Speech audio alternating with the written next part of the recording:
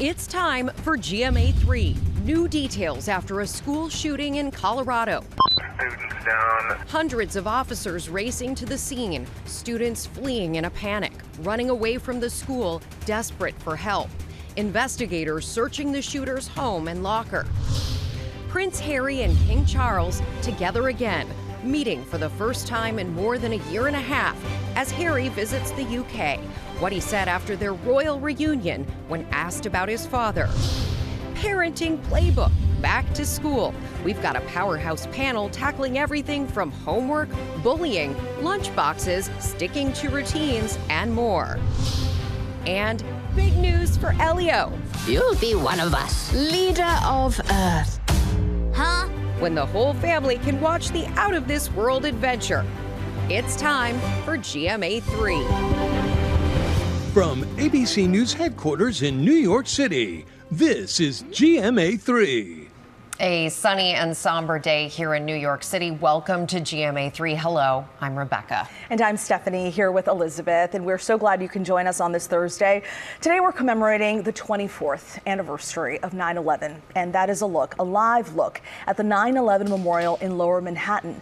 Nearly 3,000 people were killed at the World Trade Center, the Pentagon, and in Shanksville, Pennsylvania. Families of the victims gathering to remember them. We do have a lot to get to, including families getting back into the swing of back to school. We have expert advice on everything from getting on track with schedules to making healthy food choices to making friends. Also ahead, we're looking at a new study on chronic insomnia and dementia risk and what you can do if you think you suffer from insomnia. Chief Medical Correspondent Dr. Taryn Narula is here. But first, we turn to the shooting at a Colorado high school. The suspected shooter is dead, and our Trevor Ault is on the scene at Evergreen High School in Colorado. Trevor. Well, Stephanie, of course, there is no school in session today, but the parking lot has still been full all day as so many of these students, hundreds of them, ran for their lives. As officials say, a student walked in with a revolver and opened fire on multiple classmates. New details in the deadly Colorado shooting that sent several students to the hospital. All fire departments respond on an active assailant. A flurry of 911 calls poured in Wednesday just after noon from Evergreen High School. Students down. Students there in a panic, seen on this Ring camera video taken next door, running away, desperate for help. I know these people. I was scared and I felt like sick because I was worried. Police say the suspect, a male student, opened fire with a revolver handgun, shooting a pair of students in front of others. Both of them rushed to the hospital in critical condition, along with a third student with unknown injuries. 2 patients with CPR, need another ambulance to all of them. This is the scariest thing you could ever think that could happen. They don't know if our suspect is old enough to even drive. Hundreds of officers racing to the scene. Authorities say they found the suspect had suffered a self-inflicted gunshot wound. He was pronounced dead at the hospital hours later. Investigators now searching his home and locker, looking for clues as to why this happened. Parents shaken, lining up to reunite with their children at a nearby school. I'm incredibly blessed that I get to hug Brenner tonight and put him to bed and see him wake up tomorrow. Not every parent is that lucky. And notably, guys, we are in Jefferson County, Colorado. This is the same county where 26 years ago, the Columbine school shooting massacre occurred. Of course, at the time, that was thought to be unthinkable. And this latest incident here at Evergreen High School is one of hundreds of mass shootings that have happened since Columbine. Guys. Just horrifying, Trevor. Thanks so much. Let's go now to the latest check on inflation. Those new numbers out today, Rebecca. As always, you're following this one. Yeah, and I know you are as well, Elizabeth. Look, the situation as it stands with inflation right now is that we are not as hot. The economy is not as hot as it was at the peak of inflation, but prices do continue to climb in a couple of really key areas. One of them being food prices, groceries. People feel that at the grocery store, and also housing prices. Whether you are trying to rent or trying to buy, those prices continue to climb. A number of big retailers like Walmart, Macy's, and Home Depot have acknowledged that price increases due to tariffs are going to happen, but they say that they are working to keep prices low where they can.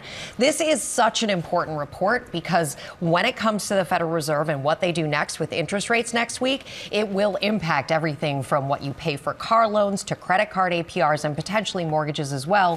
When you take today's inflation report, coupled with the latest weaker than expected jobs data, the market anticipates that the Fed almost certainly will cut rates next week. A lot of people waiting for that rate cut. A lot of people are waiting for it because it could make things a lot less expensive, especially buying homes.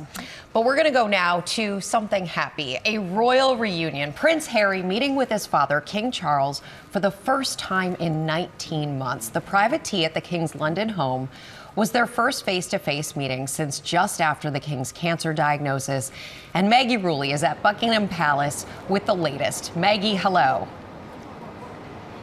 Hey, Rebecca. Yeah, it was earlier this morning that we saw Prince Harry looking upbeat as he left his final engagement of his 4-day trip here in the UK. His spokesman told reporters that the prince, quote, loved being back in the UK. And guys, with that meeting yesterday between Prince Harry and his father, King Charles, there seems to be hope of some type of reconciliation. A royal reunion. Prince Harry and King Charles finally meeting in person after 19 months. The palace confirming the father and son had a private tea Wednesday afternoon at Clarence House in London. The king flying down from Scotland earlier that day. Harry arriving in between engagements while back in the UK.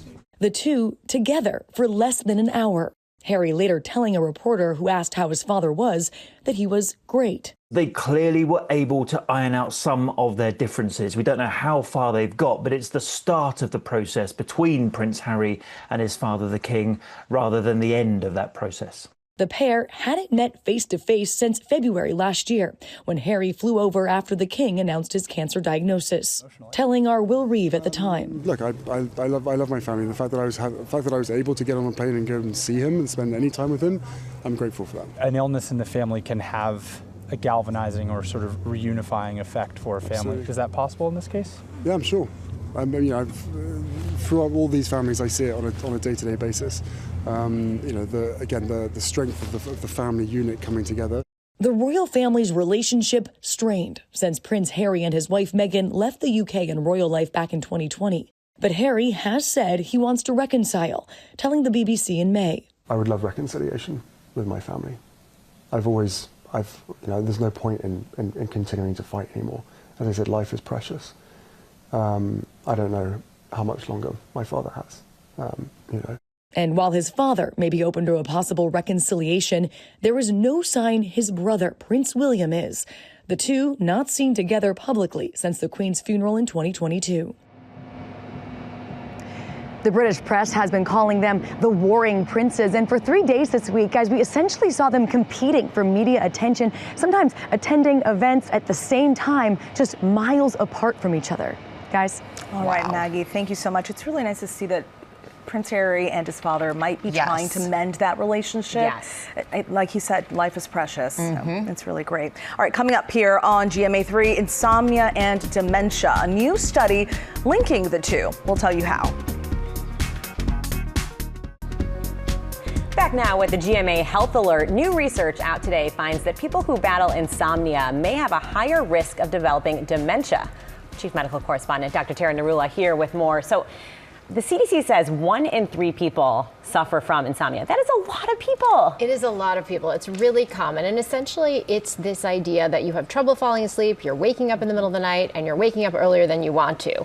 We call it chronic when it's more than 3 days a week and it's lasted more than 3 months. And also if it affects your daytime activities. That's sort of how we characterize it. Now, we know insomnia is associated with lots of chronic health conditions, but in this particular study, researchers wanted to see how it impacts our cognitive function. So they looked at about 2,800 older Americans around 70 years old. They studied them for 5 years, both with neurocognitive tests and with brain imaging scans. And they found that those with chronic insomnia had a 40% increased risk of cognitive impairment. Wow. That was equivalent to essentially your brain aging by about 3.5 years, faster decline on cognitive scores, and those who had both reduced sleep amount and insomnia also poorer cognitive performance and changes on those brain scans, PET scans and MRIs that showed more amyloid plaque and more white matter damage. They also, interestingly, did not find that prescription medication aids for sleep had any impact on risk. But the researchers really saying, look, this isn't just about getting more rest. This is literally about changing the health of your brain and improving your brain's resilience. I think it's going to be an eye-opener for a lot of people. I know as somebody who struggles to sleep sometimes, it's a little scary to see these headlines.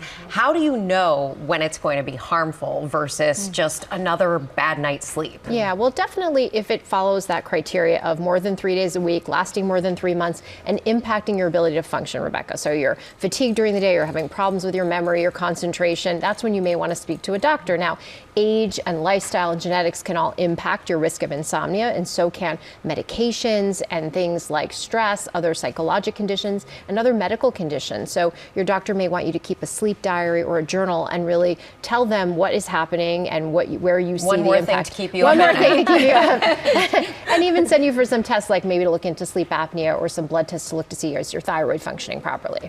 What about preventative measures? If someone is struggling with insomnia, is there something that they can do to prevent it? So we always talk about sleep hygiene, and we can't emphasize enough the idea of really keeping a consistent bedtime every day of the week. I know that's hard. That's so difficult. Especially on the weekends. You want to exercise during the day. You don't want to drink caffeine and alcohol right before bed, putting our screens away, keeping the room cool, dark, and quiet. All of those things we teach our kids, and we're not always so great about as adults.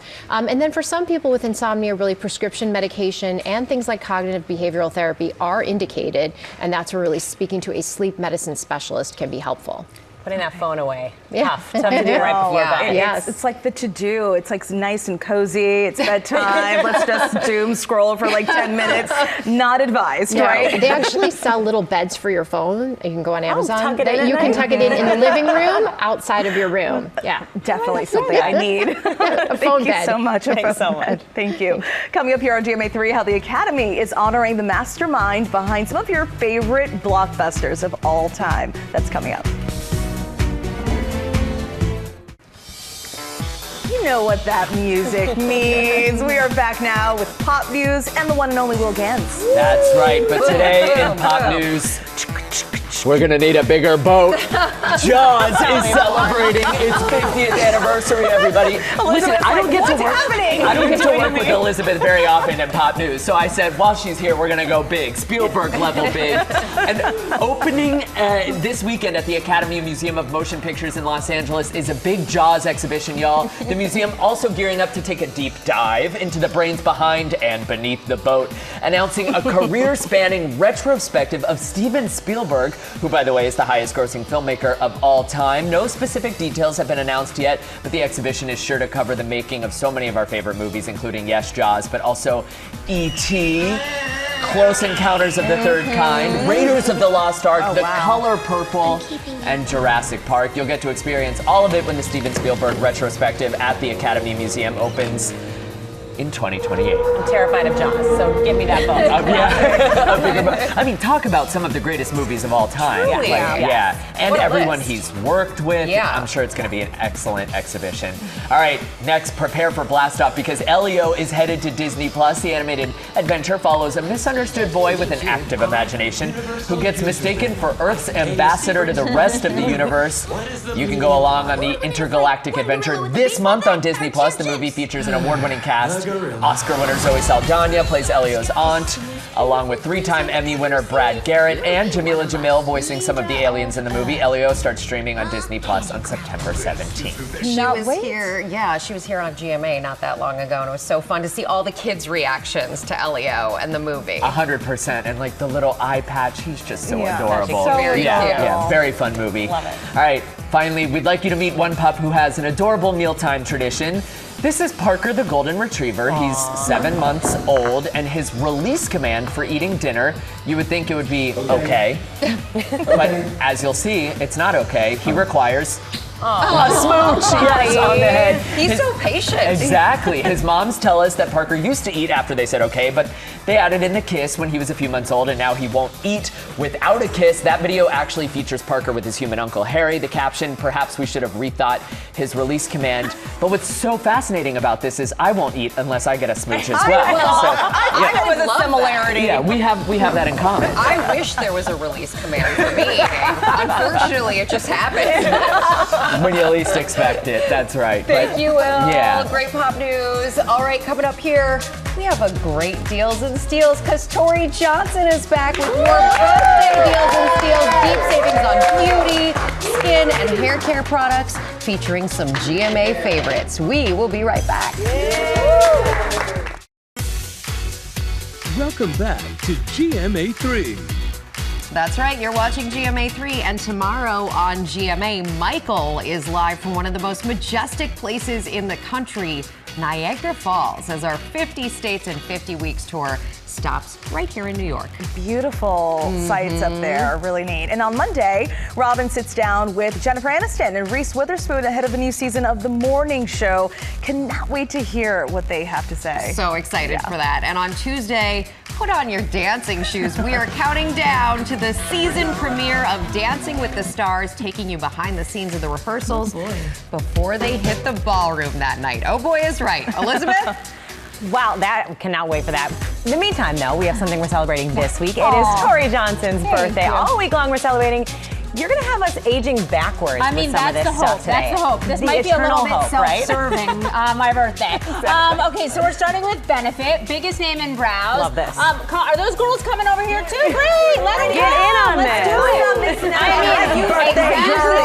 I was like, exactly. I was like, you two are not missing out. We're gonna have to share the love here. Yes, please. But as you and I were talking, like always a crowd pleaser. Everybody loves Benefit, biggest name in brows, easy to magically transform your brows in seconds. And I think it's such a bestseller because it's so easy to use, instant results. Everybody looks good.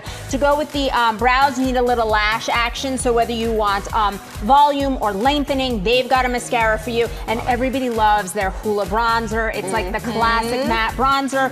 Everything's 50% off, starts at $13.50. Love that. Nice. Such a great product. So for our curly-haired friends, this line is phenomenal. We Dad. It's the first time making their GMA Deals debut. Exciting. And it's really all about the uniqueness of curly hair. So maintaining curl definition, avoiding frizz to keep that curl consistency. No matter the concern with curly hair, they've got a solution. But this best-selling kit that's got like their fan favorites, this is such an insane value and deal on this one.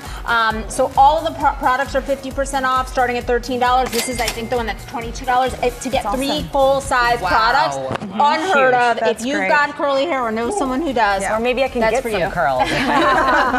All right. For phenomenal skin, Elemis is always a favorite. Dynamic resurfacing pads, these little pads right here. It's just this one little pad kind of does all the magic. So you would use one in the morning. Yep, it's got the formula already soaked in, pre-dosed for you, so you don't even have to think. You're swiping it on your face morning and night. Really great for texture. Then we've got Pro Collagen Marine Cream. That's their best-selling moisturizer. And then this one's my favorite. That is cleansing balm. For us. Yes, because getting the makeup off. It takes off the makeup without stripping your skin. So it keeps your skin nourished at the same time. All of these products fabulous. We've got all of their best sellers, all 50% off plus free shipping from Elemis. Okay, then we're moving over to Laura Geller, another favorite. Every single one of those products I love. I'm taking more. You're drinking. Stephanie's drinking on collagen. There you go. Guys, don't get rid of this She set knows, yet. she knows. Stephanie learned from Deals and Steals, like if you try it, you own it. So she's already putting it on. That one's mine. Laura Geller, I had that happen to me just a few minutes ago. I needed a little gloss and I grabbed this one. It's their Italian marble and it's so good. It's my first time using it. I like that name. I love it. The names are fabulous. Beautiful. Thank you. Plus we've got everything from Laura Geller for a full fabulous face. One of their signature products is their Spackle Primer, and it's just a really great way to just put on first before you apply makeup. Makes your makeup look flawless, lasts all day, so you don't have to think about it. Primer is key. It really is, and theirs is great, and they have a new one with SPF as well. All up to 67% off plus free shipping from Laura Geller as well. Incredible. Okay, then we're moving over to Biosense, and I love this. I've got two of these right here. You guys grab one of these. I'm going to give you a rose oil. I know. It's mine so now. hold on. It's I'm already holding it. It's already open. It's already open. It's already open. So what you're gonna do is you're gonna. This is a roller ball. This is good. Thank This you. is what's gonna Under eye. Yes. So it's for depuffing. So if you put a little roller ball right there. Yes. Oh wow, So this it's is got great. the built-in roller ball for that. That's brilliant. They call it their lymphatic roller. Okay, let me help you. Let you help. Let me help. Exactly. She's gonna have the most depuffed eyes ever. So it's got And some super smooth hands. caffeine in there, So and then it basically like also this. is cooling under your eyes because of that roller ball. So that's a a favorite. 5-month-old baby at home. is It's gonna be Elizabeth. very 17 times a day. And also rose oil, you guys. The rose oil is fabulous. All love it. 50% off and free shipping. Great, such high And quality. then Love this. Strivectin. You guys are too young to need this, but take it from me. The peptide. This is the one that you use underneath. Yeah, so you use this here. Yep, for the sagging Sorry, Elizabeth. lines, I'm loss still on of this one. jawline. I got this is their #1 bestseller, the cream. I'll give you the cream version. Thank you. This is for the Tighten neck and area. lift peptide. Yes, to keep for it tight. the neck and jaw. Tight and right. Tight and right. You got it. 50% off and free shipping. This is great. Thank you so are much. such good care of us, This is Tori. it. Oh, this was a fun one. Thanks so much, Tori. We partnered with these companies on all of these great products. You can get them at gmadeals.com or just scan the QR code right there on your screen. It takes you straight there. Coming up here on GMA3, back in the swing of things, back to school. We have expert advice to help ease the transition in our parenting playbook. You're gonna need that. Welcome back. With most schools across the country now back in full swing, parents are dealing with the daily ups and downs from homework to meal planning to helping kids manage their stresses. And our parenting playbook has you covered with a powerhouse panel. Joining us now, our parenting expert, Erica Suter, registered dietitian Maya Feller, and clinical psychologist Dave Anderson. It is great to see all of you. We have a very packed couch today, and we also have a lot of, every single one of us is in the thick of all of this. We want your advice. Yeah, we want the advice. And Erica, I think it's, you go into the new school year with the best of intentions. You've got this new game plan, you're trying to execute, and then the nagging begins and things slip. How do you keep on track? Well, as soon as you start nagging, the kids tune it out. So you want to make sure you have a plan that you can put on autopilot. I'm a big fan of having visual cues. Okay. So that's checklists. Tape it up in the bathroom, tape it up at the door before they leave out so they know exactly what's expected of them. So the list does the work for you. But if you have little kids, you should also think about adding creativity to the morning. Sing a song, a get ready for school song where you're brushing your teeth and you're putting on your socks. Or, I have a competitive 8-year-old, so we sometimes do who can, get to the breakfast table first, who can get out the door first. All of those things work to kind of take away the struggle and add a little bit of more fun, and it just really helps you in the morning. Yeah, good tips. We have one of those charts for fruits and vegetables, but it is a constant struggle. Talk to us, Maya, a little bit about after school snacks, lunches, how you can come up with ideas that aren't just this constant fight too with your kids. I am all about not being in that constant fight. I think that there's a way that's age appropriate that adult caregivers can actually involve kids in choosing what goes into that after school snack and even the lunch. So like bring them to the grocery store with you, have them maybe pick out 5 fruits or vegetables that they actually like and are nutrient dense and they're gonna eat. Let them have some of that autonomy so that when they sit down, you're not struggling about eat your broccoli, but they actually said like, oh, I chose this, so they feel good about it. You remind them, you pick this. You chose it. You wanted to try this. Sometimes I try to trick my kids where I'm like, here are the choices you have, even though I've picked out the choices. It makes them feel like they have a little autonomy and power. Does that ever work for you guys? Right. Yeah. So sometimes all the choices are a win. Yeah. I'm just feeling really good because my 6-year-old daughter really loves cucumbers and then picks a song that I sing her while we're working. So like, Erica, I'm singing Colors of the Wind yesterday morning. And this is like, and I do not have that range. Let me just throw that out there. But, it helps, at least with making it a little bit more fun. Yeah, it definitely works. And Dave, now that school's back in the swing of things, it's so hard managing the social life, their extracurricular activities, homework. How can you pinpoint when your child is overwhelmed and what do you do? How do you manage that? I think the cross theme for all of us is keeping it simple for parents with way stations they can remember even when stressed and overwhelmed. So we're always thinking about how can we give parents a very simple checklist of the factors that are most important for their kids' development in order to find balance, and then you push everything else out. So are you focusing on sleep and making sure your child has time to move their body each day and eating regular meals, making time for homework? Are you focusing on scheduling some face-to-face time with family or friends so they can build those relationships?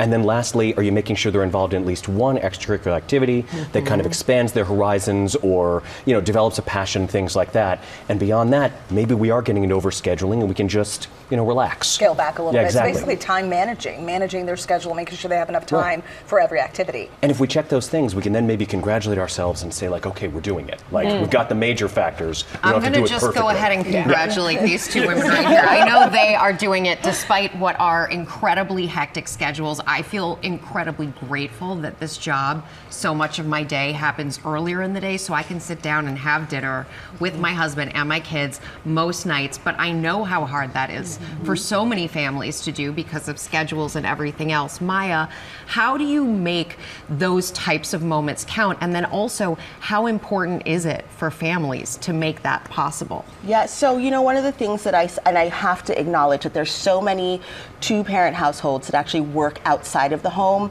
and so it really cuts into that time that you have for shopping as well as meal prep. This is where I say lean into those kitchen tools, instant pots, air fryers, things that actually cut the cooking time down, and also what I refer to as chef's helpers. There is no shame in leaning into a chopped up veggie or a mirepoix that's already done that makes that cooking so much easier so that you can take the stress off of preparing that meal that they're like, oh, I didn't like it, and then you can sit down, and then of course I'm going to go back and I'm going to say it again.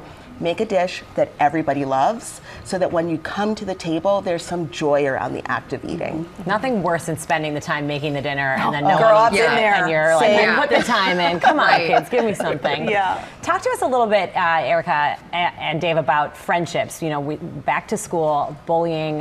How do you talk to your kids about this? What advice do you have about having those open conversations, making sure they're making good friends and keeping those friendships? This is such a big topic, especially if you have a kid who's going into junior high and high school, and they'll come home and they'll be stressing about some relationship that they've had or some problem that they had at school. Now, our instinct is to jump in and try to fix it. I've been guilty of that. But the best thing we can do is listen to them. And then I ask my kid, I have an 8-year-old and a 17-year-old. I do it for them both. Would you like me to help? Would you like me to fix it? Or do you just want me to listen? If they just want me to listen and they do want my advice, we work through the problem together. We think about everything that's going on and how can we make the next interaction better or improve what's going on. How often do they tell you they want your help? Well, the 8-year-old, more often, because it's like someone took my soccer ball, how do I get it back? The 17-year-old, it's once in a while, but he definitely doesn't want me to intervene in any way. But the point is that they know that I'm not going to jump in and try to solve it or embarrass them in front of their friends, and that allows them to open up more and tell me more. And it's also about finding the right time, too. I feel as though I get the most out of my kids at bedtime. Lights are out, they're tucked in, and they want to tell me a grand story about the day. And keep you there as long as possible. Yes, exactly. Stay up as late as possible. Exactly, but that's when they're able to share. I'm trying often to use metaphors, at least when I'm trying to offer help, because I know they may not ask me for it, that are relevant for them. So my daughter's in gymnastics, my son's into football. We're either running plays or we're doing flow routines. And the plays we're running are trying to use the structured situations we have to meet new kids. So trying to get into school clubs or any school activity, introduce ourselves and practice what that looks like, as much as they'll let me be awkward dad. And then even beyond that, talking to them about what the basic principles are they're looking for in friendship. So what makes a good friend? How do you set boundaries? How do you speak to people about your common interests? Those kinds of things. Nothing wrong with being awkward dad. This is such great advice. Thank you all so much for this. Thanks for having us. Coming up, actor Corey Hawkins is here to talk about his new movie.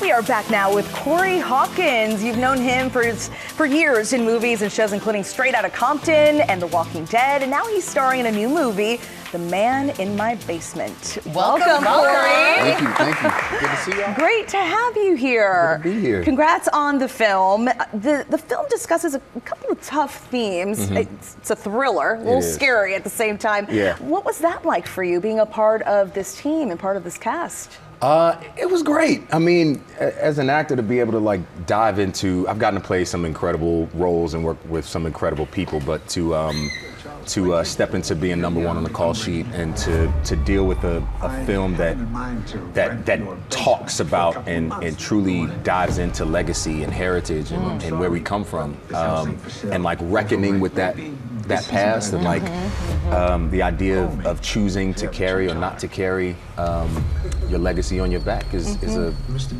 heavy thing. Big responsibility. Yeah. I think we have a clip to watch. Oh, let's take a look. Okay. Yeah, Mr. Bennett. You're ready to rent me your basement? Well, I'm ready to talk about it. Well, I'll pay you $1,000 a day for 65 days. What? Everything will be delivered prior to November 1st when I'll come and inspect. I'll arrive on the last train that day. Ooh, eerie. It's funny to hear you, to see you squirm a little bit as you watch yourself. You're like, I don't want to watch myself. What? You're a big-time movie star. It's true. Also, it's a scary film, but also scary watching myself on. Anyways. And you have a chemistry with Willem Dafoe in this. Talk about that. Yeah, well, I mean, Willem's a legend, and when I heard that he was a part of this, I was like, yes, let's do it. And we also both come from the theater. And Nadia Latif, our director, is also, this is her screen feature debut as well, and first time screenwriting like this play. I mean, this film. So, but Willem he's a legend. You know, he's one of those guys that just has that characteristic, iconic face. You know. Yeah. But being able to lift that language off the page with him and go toe to toe, it was like playing tennis. You know, with like one of the greats. Wait, playing rugby? I heard the two of you don't know anything about the game, but you shot this in Wales and you actually went and watched rugby together? Yeah. We went to Cardiff Stadium. We were like, let's get out and do something fun because this movie is so crazy. And yeah, we went to Cardiff Stadium. We were literally sitting there and like Googling how to play rugby because we didn't know. You know, I'm an NFL guy, but like, but we had a great time. They were so welcoming over there, and it was lovely. I gotta ask, especially because I cover economics, and the $1,000 a day for 65 days sounded like a pretty good deal to me. And it was in the 90s, right? Like, I mean, come on. Like, would you, if Willem showed up and wanted to rent the apartment in your basement in real life, what would Corey say? I'd charge him a bit more. Yeah. That's what I would do. I bet he could afford it. Willem can stay. Like, he's the homie. It's a crazy premise, and it was just incredible to like jump into this like tete-a-tete and reckon with all of these crazy themes. It's just fascinating. And you feel the chemistry. Yeah, go ahead. Yeah. Real quick, straight out of Compton, 10 years ago now. Jeez. What was that like? I mean, this is a very, very different film, but I mean, you were in this, it was a huge hit. What was that like? What's it like to see clips from it now?